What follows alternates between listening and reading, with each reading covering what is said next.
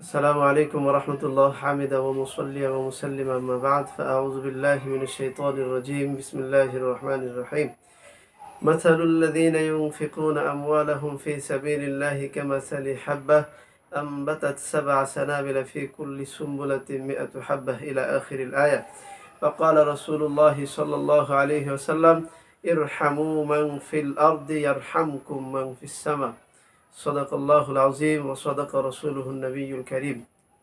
আলহামদুলিল্লাহ, আল্লাহ পাকের অশেষ মেহেরবানিতে আমরা আজকে আলোচনা শুরু করতে যাচ্ছি। সেই বিষয়টা হচ্ছে আমরা সকলেই অবগত আছি, তা হলো আমরা বাংলাদেশের মধ্যে অনেক মানুষ পানিবন্দী অবস্থায় আছে এবং বন্যায় কাতর অবস্থায় আছে, যাদের পাশে দাঁড়ানো আমাদের কি পরিমাণ গুরুত্ব এবং অপরিহার্য হয়ে গিয়েছে সেই বিষয়টি আমি একটু আলোকপাত করার চেষ্টা করব ইনশাআল্লাহ। কয়েক দিক থেকে আলোকপাত করা হবে। সেটা হচ্ছে, প্রথম পর্যায়ে হচ্ছে এর ফজিলত এবং গুরুত্ব সম্পর্কে, আমাদের কতটুকু গুরুত্ব, সেই গুরুত্ব সম্পর্কে রসুল সাল্লাল্লাহু আলাইহি সাল্লামের একটা হাদিস আমি পাঠ করেছি। সেই হাদিসের মধ্যে রসুল পাক সাল্লাল্লাহু আলাইহি ওয়াসাল্লাম বলেন, ইরহামু মান ফিল আরদ, জমিনের মধ্যে কে হিন্দু, কে বৌদ্ধ, কে খ্রিস্টান, কে মুসলিম, এই ভেদাভেদ ভুলে গিয়ে ইরহামু মান ফিল আরদ, জমিনের মধ্যে যারা আছে সকলের উপরই দয়া করো, রহম করো, ভালোবাসার আচরণ করো।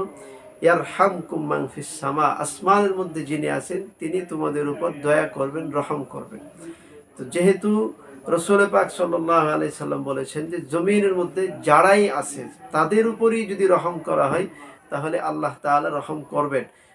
অপর হাদিসের মধ্যে রসুল সাল্লাল্লাহু আলাইহি সাল্লাম বলেন, আল মুমিনু কারাজুলিন ওয়াহিদিন ইযা ইশতাকা আইনুহু ইশতাকা কুল্লুহু ইযা ইশতাকা রাসুহু ইশতাকা কুল্লুহু।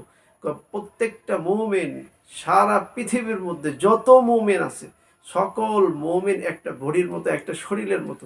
তা আমার এই হাতের মধ্যে যদি আজকে আঘাত পাই তাহলে আমি হাসপাতালে দৌড়াবো, কারণ আমার এই হাতটাকে ঠিক করতে হবে। আমি যদি আজকে একটা চোখের মধ্যে একটা আঘাত পাই তাহলে আমার এই চোখটাকে ঠিক করার জন্য আমি হাসপাতালে দৌড়াবো। তা আমার আত্মীয় স্বজন যদি আজকে বিপদে পড়ে তার জন্য আমি হাসপাতালে দৌড়াবো।